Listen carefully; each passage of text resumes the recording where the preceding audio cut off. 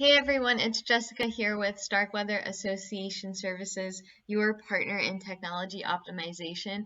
Today we have a great 1-minute YM for you on reporting that you will want to use when it's the end of the month, the end of the quarter, the end of the year, whenever you need to run a report to match your GL codes or QuickBooks classes in YM against what's in your accounting software to make sure that everything adds up nicely.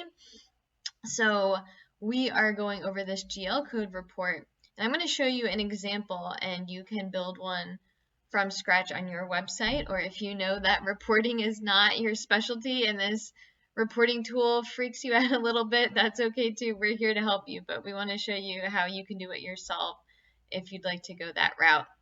So we're going to go into the reporting tool, build a query or report, and you're going to go into the commerce section. And from there, you will want to open up this payment allocation table.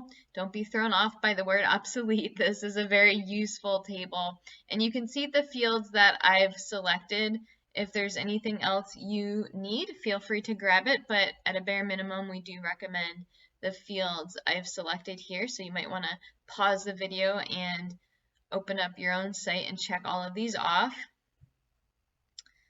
And then that's it. So if you also want to include anything from the invoice table, if you want to grab any billing information, the name or organization, go ahead and do that as well. Otherwise, we will continue to our query filters.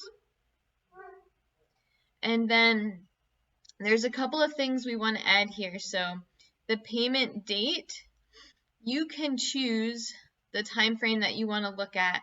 So for instance, if you're looking at the previous month, maybe you want to use last month. In this case, I'm just using this year to make it easy because we're on a sandbox site with test data. We don't have a whole lot of data to work with. So I'm just going to grab the whole year. But you can also select custom and put in any custom start and end dates that you need to use. And then be sure to hit the disk icon here to save it. And then you also want to grab the payment description. And I recommend doing payment and refund. That's typically the most useful way to use this report. And in that way, you will be looking at your cash received only. So only the payments that have actually come through. Okay, and now we are going to run our report. Again, this is a sandbox site with test data, so we don't have a lot, but you can see we have some GL codes, we have some QuickBooks classes. So the next step will be to aggregate this so we can sum up all of the GL codes. So we want to sum up all that are in this one and all that are in this one and any others that we may have. Because right here, this is the detailed information. Maybe we don't necessarily need all of that. We just want to see the totals. So at the top, you will see this aggregation option, and we want to sum it up.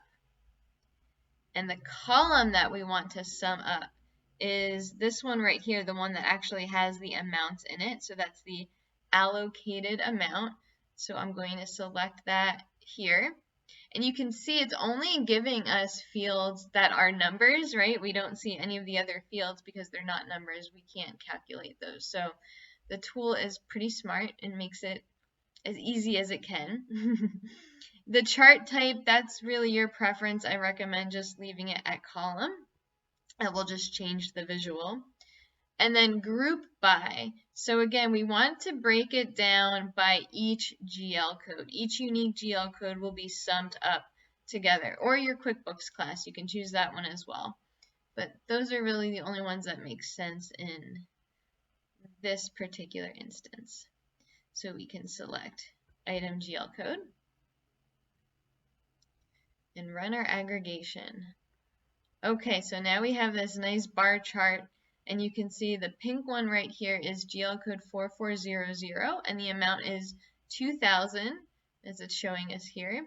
And then this one is GL code 2468 with the amount of 2137. And then these are just the ones that didn't have any GL code assigned to them. And then we have the breakdown at the bottom as well. So now you have the totals for each of these GL buckets, which you can use to compare with your accounting software. And if there is something that does not match, then you can clear this aggregation and then go back and look at your list.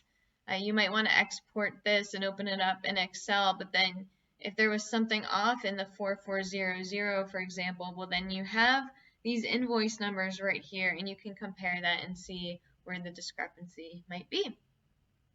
All right, folks, well, that wraps it up for today's report. Again, go back through this and build it on your own YM instance, or if you want a little bit more help, then please reach out. We have reporting and accounting specialists on staff, and we are ready to help you and make this really easy for you so you have a smooth end of year, end of quarter, end of month, and no headaches.